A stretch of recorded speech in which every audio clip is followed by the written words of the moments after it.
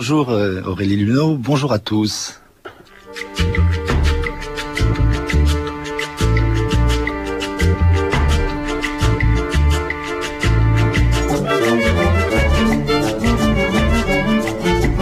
Les chemins de la connaissance, cette semaine, les mondes de Bouddha. Aujourd'hui, Satori à Paris avec Éric Romeluer, enseignant de la tradition zen et vice-président de l'Université bouddhique européenne.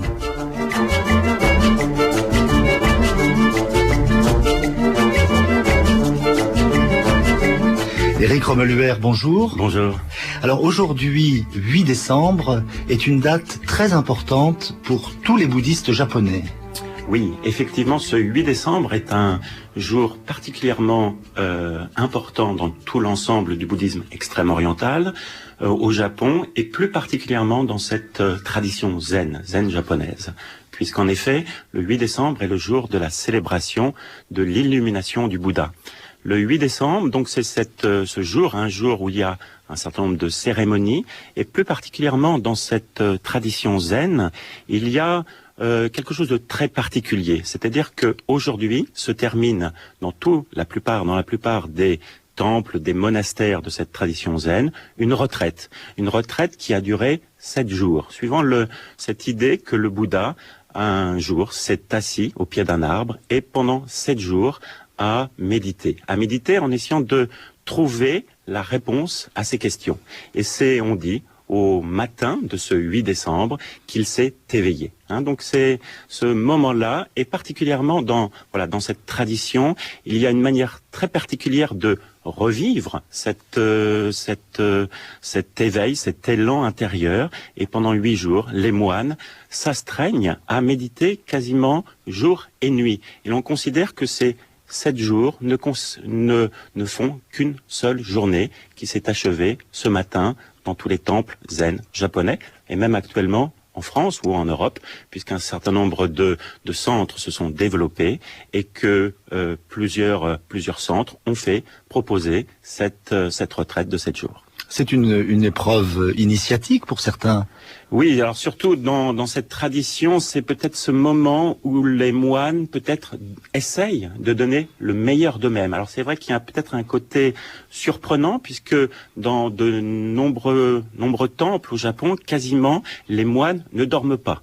Ou peut-être s'ils dorment, ils dorment que quelques heures, ou même parfois on ne leur autorise qu'à dormir assis, en position de lotus. C'est quelque chose de peut-être pour nous difficile à saisir, à comprendre, et pourtant c'est d'essayer peut-être de vivre dans sa chair même l'élan qu'avait le Bouddha Shakyamuni il y a maintenant plus de 2500 ans. Alors, donc, Éric Romeluer, aujourd'hui, célébration de l'éveil, de l'éveillé. Oui, tout à fait. Alors, qu'est-ce que l'éveil ? C'est aussi cette question où tous ces moines essaient justement de toucher cette réalité. Alors c'est vrai que la présentation de la figure du Bouddha dans la tradition zen est légèrement différente de la présentation de l'identité du Bouddha dans d'autres traditions, et particulièrement dans les traditions indiennes. On a vraiment dans tout l'imaginaire, donc on le dit, qu'il s'assoit pendant 7 jours. Au bout des 7 jours, donc, il est en méditation, simplement le jour commence à poindre et il lève les yeux. Et il voit l'étoile du matin, Vénus. Et à ce moment-là, il a donc ce que l'on appelle le Satori, l'éveil. Et voilà, à partir de ce moment-là, c'est ce moment inaugural à partir duquel il va enseigner. Et on dit que dans cette tradition, les premiers mots qu'il dit en s'éveillant sont « Moi et tous les êtres sensibles sur la grande terre avons simultanément réalisé l'éveil ». Ce qui peut paraître comme ça paradoxal, puisque les autres êtres n'ont pas réalisé l'éveil. Et donc, peut-être au Japon, aujourd'hui, ces moines ont essayé de simultanément réaliser l'éveil. Alors on va essayer en tout cas de célébrer à notre manière cette journée importante, Éric Romeluer.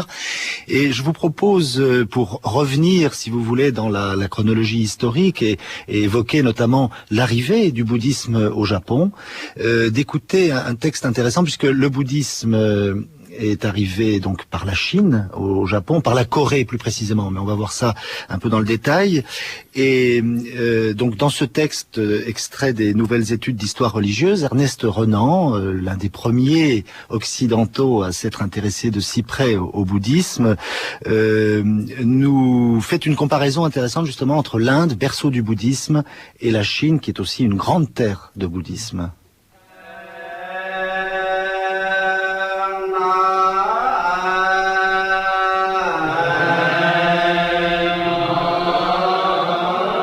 Parmi les contrastes que présente l'infinie variété de l'esprit humain, celui de l'Inde et de la Chine est peut-être le plus frappant et le plus propre à montrer dans combien de proportions diverses peuvent s'allier les facultés intellectuelles et morales qui composent notre nature.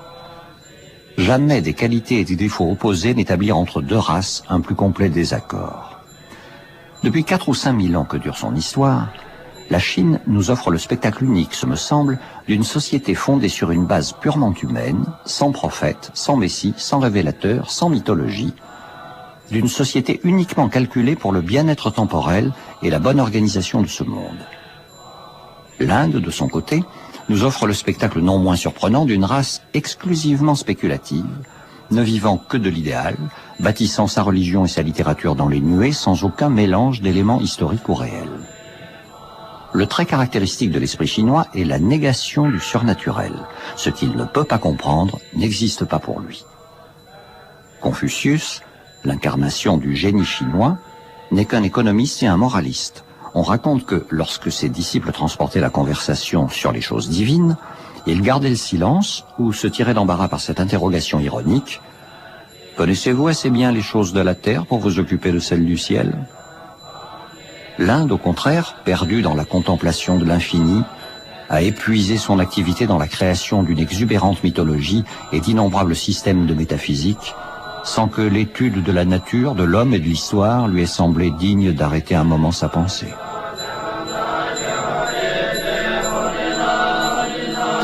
Éric Romeluer, je crois que Renan a bien vu quand même le subtil dosage de distance et d'ironie, de légèreté aussi de l'esprit chinois. Oui, je ne connaissais pas ce texte qui est ancien, puisque Renan c'est 19e, mais qui en même temps touche effectivement un point très très intéressant. Ça veut dire l'écart entre l'Inde et la Chine. Une Inde que l'on pourrait caricaturer, puisque là, dans le texte, il y a une sorte de, peut-être, d'excès dans la caricature, de présenter l'Inde comme spéculative et quasiment la Chine comme étant anti-spéculative. En même temps, c'est loin d'être faux. Il y a vraiment une distance où effectivement l'Inde a eu une tradition, on pourrait dire, des traditions même philosophiques, spéculatives, mythologiques, comme le dit très bien Renan, et la Chine est assez loin de toutes ces problématiques. Même la question des mythologies, etc., se présente complètement différemment. Et donc, dans cette acculturation du bouddhisme en Chine, les Chinois eux-mêmes ont eu de nombreuses interrogations. Tellement peut-être ce qu'ils percevaient du bouddhisme leur était tellement éloigné. Et c'est vrai que le bouddhisme indien s'est développé donc pendant quelques siècles avant qu'il atteigne les terres chinoises, des traditions vraiment ce qu'on pourrait appeler philosophiques qui se sont développées, notamment l'école du milieu, l'école de la conscience, qui sont des façons d'appréhender la doctrine bouddhique avec une approche assez philosophique, qui n'est pas si éloigné de nos spéculations, on va dire, philosophiques qui viennent des Grecs. Donc, il y avait cet aspect-là qui était là. Et en Chine, voilà, les Chinois n'ont pas cette tradition. Et peut-être les spéculations, pour eux, c'était très, très étrange. Notamment, par exemple, cette notion même de transmigration, de renaissance, qui est, on pourrait dire, un des principes essentiels du bouddhisme.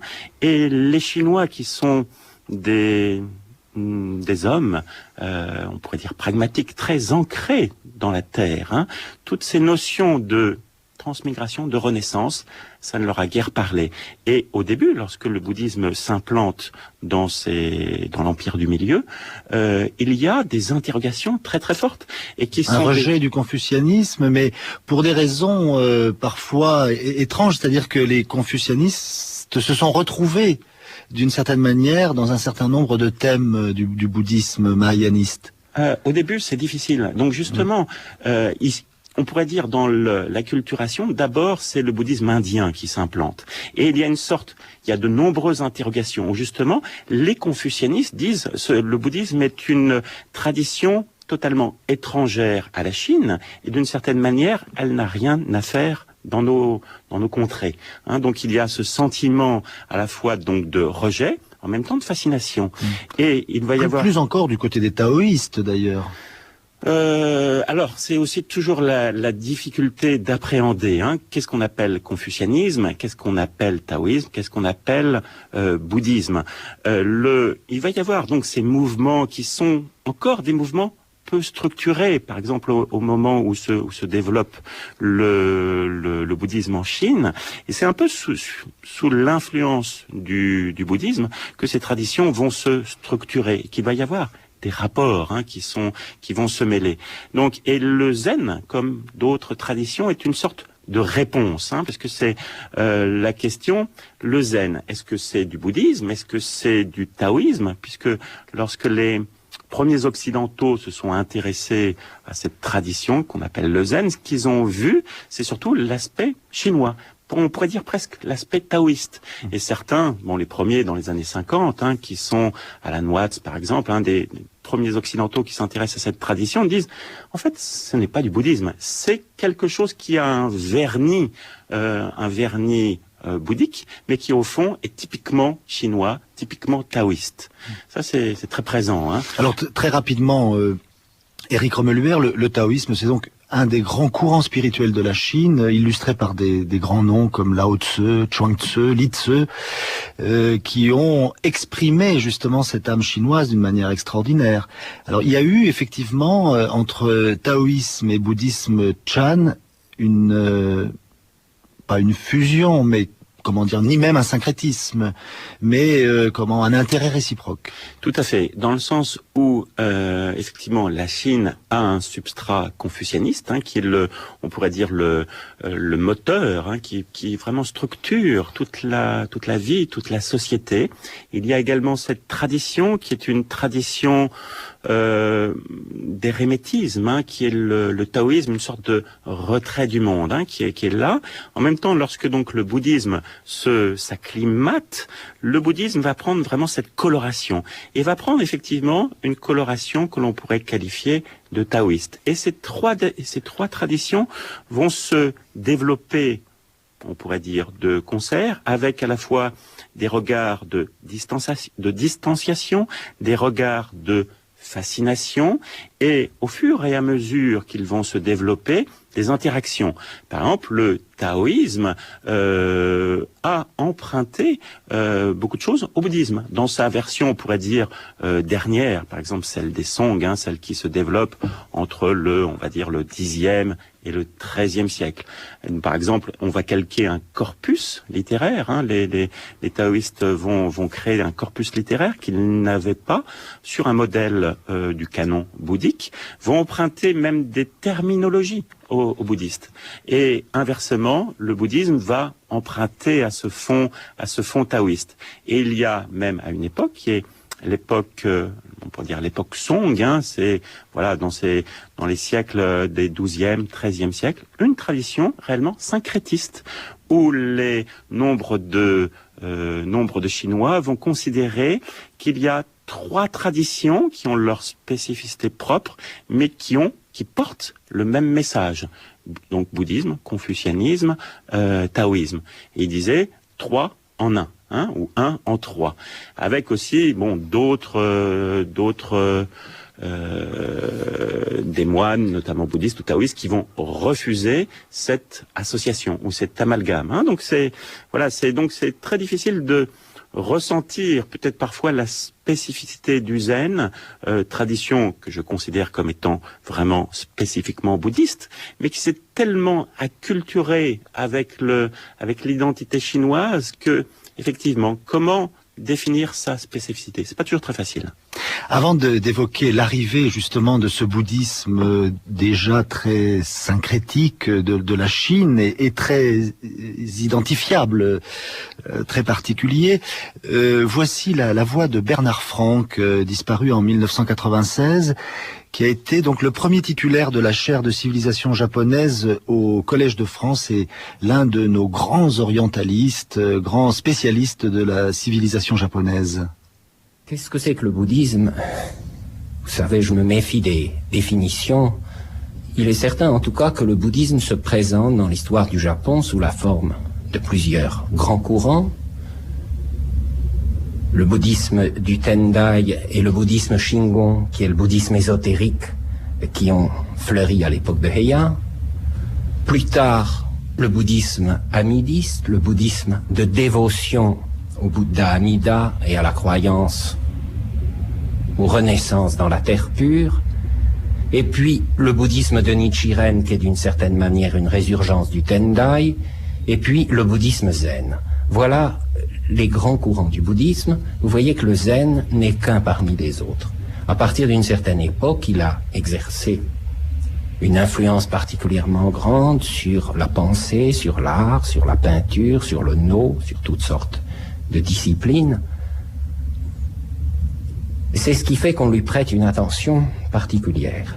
Mais, à mon sens, s'il a une singularité, c'est plutôt une singularité de méthode. Mais sa pensée ne diffère pas toujours, ne se singularise pas toujours par rapport à celle des autres doctrines. Par exemple, nous sommes identiques au Bouddha. Eh bien, voilà une doctrine qui est répandue dans le bouddhisme dit du grand véhicule, qui s'y est répandue très tôt, déjà qui est connue dans l'Inde, où la notion de tatata, d'incité, de conformité de tous les phénomènes avec une sorte de modèle unique était bien connue. Nous retrouvons dans le bouddhisme ésotérique l'idée de la bouddhéité en ce propre corps, c'est-à-dire l'idée qu'il est possible d'atteindre l'état de Bouddha dès cette vie, tel que nous sommes, et non pas seulement dans l'au-delà, après des renaissances nombreuses ou dans des mondes lointains. Vous voyez qu'un certain nombre de dogmes, ou disons de points de vue que le zen a développés, ne sont pas pour autant inconnus des autres courants du bouddhisme. Voilà, c'était Bernard Franck en octobre 1969. Alors je suis très touché d'entendre Bernard Franck, qui était l'un des grands, sinon le grand spécialiste du bouddhisme japonais au cours des dernières années, qui était un peu le successeur de Paul de Miéville, qui avait développé toutes les études bouddhiques dans le monde francophone, puisqu'il était d'origine suisse, Paul de Miéville. Et Bernard Franck était vraiment quelqu'un qui vraiment avait, lui-même n'était pas bouddhiste, mais il avait une réelle fascination, c'est-à-dire que son rapport au bouddhisme était vraiment très charnel, et je suis très touché. Aujourd'hui, il y a peu de successeurs de Bernard Franck, ce qui est un peu dommage dans le domaine francophone. Il y a Jean-Noël Robert qui enseigne à Paris, ou Bernard Faure qui enseigne à l'université de Stanford en Californie.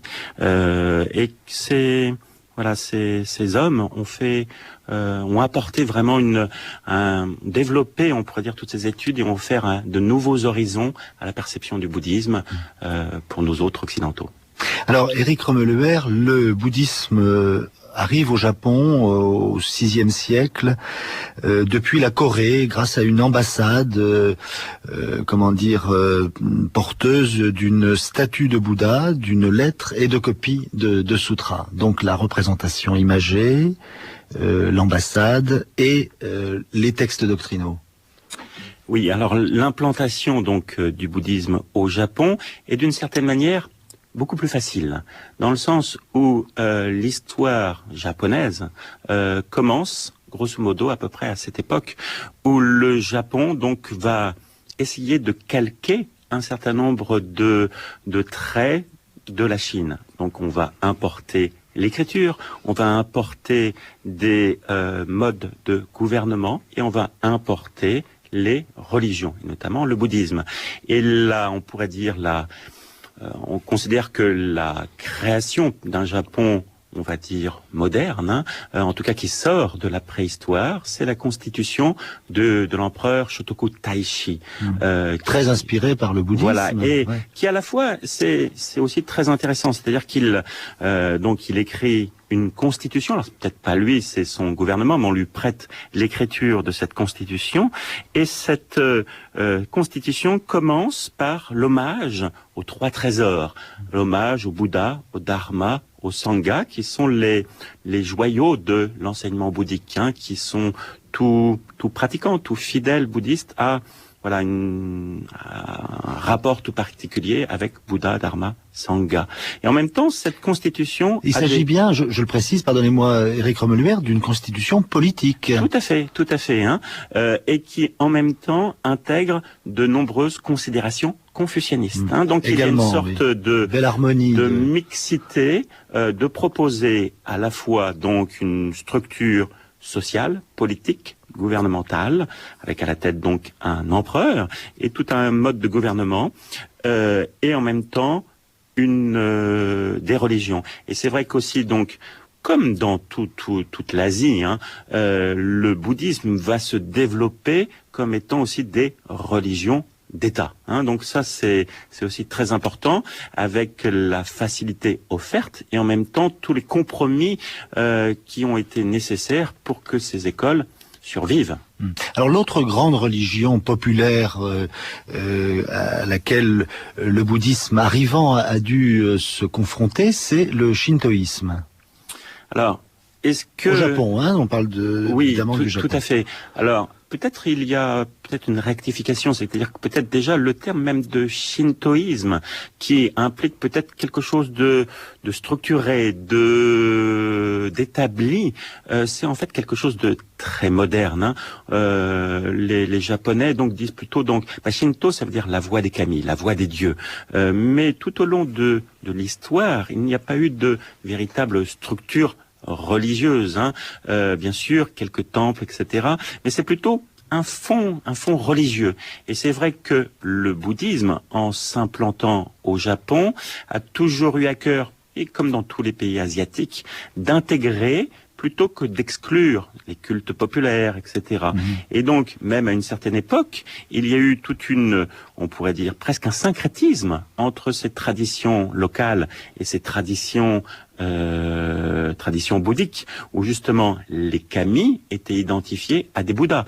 Par exemple, il y a eu toute une tradition d'identifier la déesse Amaterasu, qui est on pourrait dire la mère du Japon, et toute la lignée des empereurs remonte à cette déesse. C'est la déesse de la lune, déesse du soleil. Et justement, on l'identifie à Vairocana, le grand Bouddha, qui en japonais on traduit par Dainichi, qui veut dire donc le grand soleil. Donc il y a des c'est un soleil à qui il arrive de se cacher. Oui. Mais Dainichi, justement, lui, illumine complètement. Mais et aujourd'hui encore, si l'on va dans tous les temples au Japon, qu'ils soient zen ou qu'ils soient d'autres traditions, il y a vraiment ce fond religieux, la religiosité qui est omniprésente. Et dans tous ces temples, on n'honore pas simplement des divinités bouddhiques, mais on va se concilier toutes les divinités du lieu, tous les kami. Moi-même, je suis proche d'un temple qui se trouve dans la préfecture de Shizuoka, et dans ce temple, le temple est littéralement habité par tous ces kami, tous ces dieux, toutes ces divinités qui sont là présentes. Il y avait également des monastères communs, et alors très vite deux grands courants se dessinent. Bernard Franck nous le rappelait à l'instant, deux écoles importantes, l'école Tendai et l'école Shingon. Oui, avant même que le zen apparaisse. Oui, alors c'est toujours dans ce dans ce sillage, on pourrait dire, politique. Tout au début, donc, un certain nombre d'écoles s'implantent justement à cette époque que vous citiez, à partir du 6e, 7e siècle, et va émerger 2 siècles après 2 grandes écoles qui auront les faveurs du gouvernement et qui seront, on pourrait dire, les 2 uniques. Elles ne seront pas on pourrait dire plutôt les 2 principales écoles, donc l'école Tendai, l'école Shingon, qui sont, on pourrait dire, des écoles tantrique à la manière des traditions qu'on l'on voit aujourd'hui au Tibet et dans toute l'ère indo-himalayenne. Et en fait, il y avait une protection gouvernementale et ces 2 traditions étaient les principales. Au XIIIe siècle, il y a beaucoup de reconfigurations qui sont politiques, sociales. De la dictature militaire des shoguns. Voilà, c'est ça. Donc, il y a une sorte de bouleversement complet qui, effectivement, en premier, politique. C'est-à-dire que l'empereur, même s'il reste un empereur, n'est plus qu'un empereur de pacotille. Peut-être pas de pacotille, mais en tout cas, le pouvoir réel est détenu par le shogun. Avec aussi des cataclysmes, raz-de-marée, etc., sur lesquels il y a une sorte comme ça de... Les gens de cette époque disent: que se passe-t-il dans notre pays? Et sur ce fond va émerger de nouvelles écoles qui peut-être 100 ans ou 200 ans auparavant n'auraient jamais pu émerger. Donc c'est effectivement cette tradition zen. Il y a, comme disait donc Bernard Franck, les écoles qu'on a qualifiées d'amidistes, de la dévotion au Bouddha Amida, et il y a enfin le bouddhisme de Nichiren, qui sont autant de réponse à toutes ces reconfigurations sociales, politiques. Vous connaissez Erich Fromm, le psychanalyste allemand, considéré comme proche de l'école de Francfort. Il a co-signé avec Suzuki et Martineau, mais essentiellement Suzuki, un ouvrage donc sur le bouddhisme zen, et il nous donne sa version du Satori.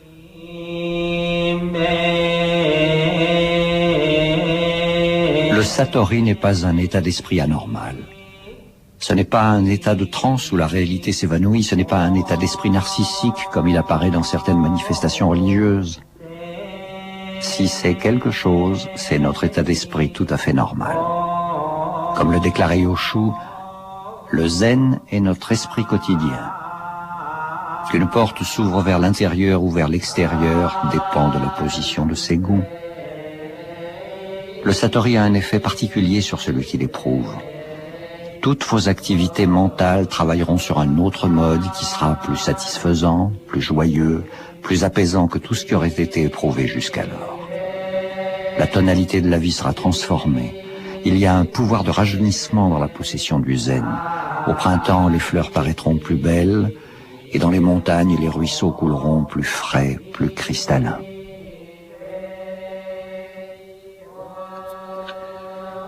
Erich Fromm, donc, sur le Satori. Alors, l'une des grandes idées du bouddhisme zen, Eric Romeluer, on n'a pas le temps de beaucoup développer, hélas, c'est cette idée exprimée par le zazen, la méditation zen, que culture et éveil sont un. C'est-à-dire la pratique, la méditation ne mène pas à l'éveil, elle est déjà elle-même éveil. Oui, c'est peut-être quelque chose de difficile à comprendre. C'est cette tradition du grand véhicule, peut-être à radicaliser quelques aspects du bouddhisme en disant, voilà, si vous cherchez l'éveil, jamais vous le trouverez. Et en même temps, si vous ne le cherchez pas, jamais non plus vous le trouverez. Donc la question c'est, comment faire pour s'éveiller, comment toucher?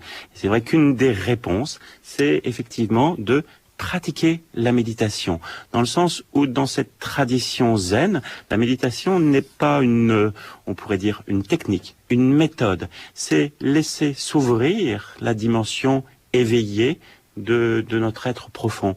Peut-être difficile à saisir, donc toujours l'injonction qui est proposée, c'est essayer, méditer. Dans le texte de Fromm, il y a effectivement cette notion de ce n'est pas quelque chose de spécial, effectivement. Peut-être la pratique de la méditation, c'est revenir à quelque chose de tout à fait ordinaire. Merci Eric Romeluer. Je rappelle que vous êtes enseignant dans la tradition zen et vice-président de l'Université bouddhique européenne. Merci.